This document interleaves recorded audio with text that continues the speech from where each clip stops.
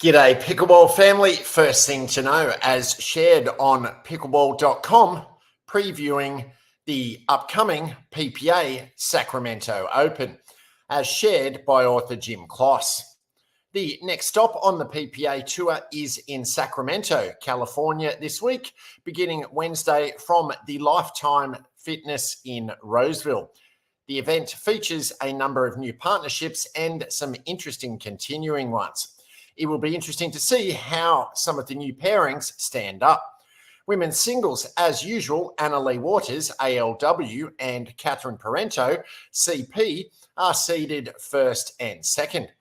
We will see how ALW bounces back from being upset in the semis at last week's Texas Open. When she does rarely lose, ALW typically bounces back with a gold.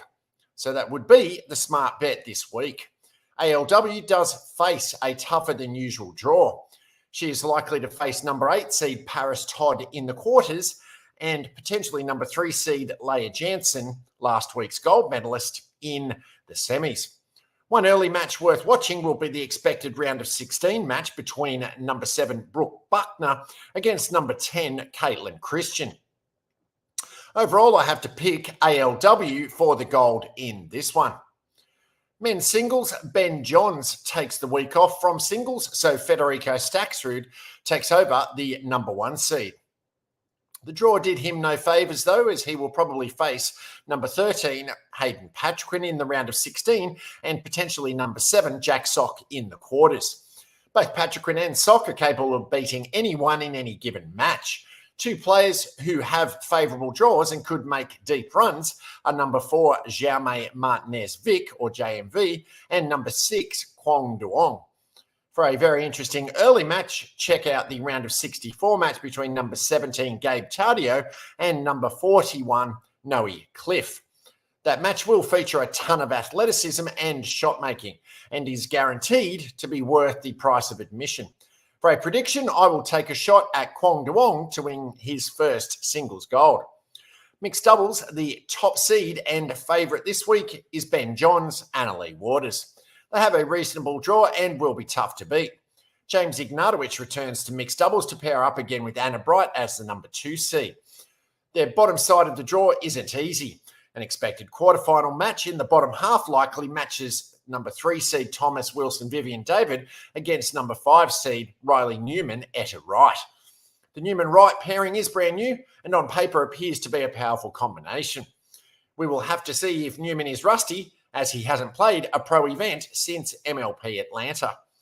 For an early match on the must-see list is the expected round of 16 matchup between number 6 Federico Staksrud Rachel Rohrbacher and number 10 Jack Sock Catherine Parento.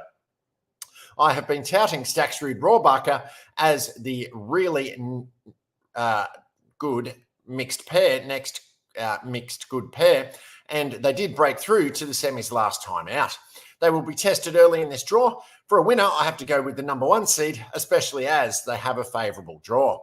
Women's doubles at the top of the seeding board are number 1 seed ALW CP and number 2 seed Anna Bright Rachel Rohrbacher. Rohrbacher took last week off and Anna Bright made the semis with Kate Fay. Those top 2 seeds look to be on a collision course for the finals. There are a number of new different partnerships worth watching. At number 4 is Callie Smith, Alex Truong, a pair with a natural left and right side player. Similarly, number 5 seed Andrea Coop, Jessie Irvine makes sense. Coop in particular has been playing well lately. The number 6 seed is the MLP partnership of Paris Todd, Vivian David. This pair will have the continued problem that both players are better on the right than the left. Number 8 seed is Leah Jansen, Vivian Glosman. Both have been playing well. Glosman is best on the left and Jansen has been playing more right side, so this pair can be effective. The main problem is that they are likely to face ALWCP in the quarters. Finally, the number 10 seed is the new pairing of Lauren Stratman, Caitlin Christian. This is an interesting pair of 2 fine players, but again, they will face the issue of who plays which side.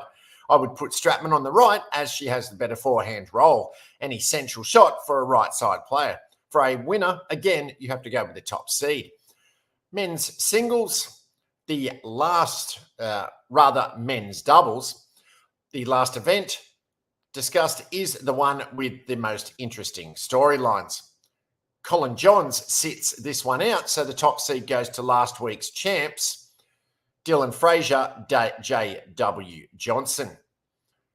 Ben Johns grabs James Ignatowicz and they get a number 2 seed. Ignatowicz normally plays the left side, but he has excellent right side skills. Watch how he will slide right and counter with his backhand. He's very good at that shot. There are a lot of newish pairs in this draw. Following the Staksrud-Tellez breakup, Staksrud goes with Hayden Patrick at number 4 this week, while Tellez plays with Jaume Martinez-Vic, JMV, as the number 5 seed. Patrick will be forced to play right side, which is out of position for him.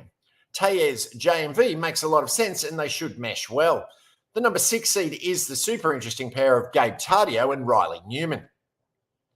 Tardio has had a lot of success playing right side next to Andre Diascu and should play well with Newman. The number 7 seed is Tyler Loong, Connor Garnett, who should play well together.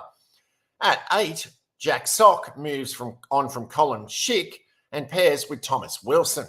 Wilson can play an excellent right side, allowing Sock to play a power game from the left. Sock hasn't had good results in men's doubles, and that could be attributed to his not playing with a top 20 partner. Now, paired with Wilson, he doesn't have that excuse. It will be interesting to see how far the Sock-Wilson pair can go. Ironically, Sock-Wilson will likely face a number 9 seed in the round of 16, the new pair of Pat Smith and Colin Schick. Sock-Wilson would be a big favourite in that one. But will Schick have some extra motivation? Finally, keep an eye on one long shot, number 22 seed Kwong Duong Noe Cliff. Duong and Cliff are a complete contrast in styles.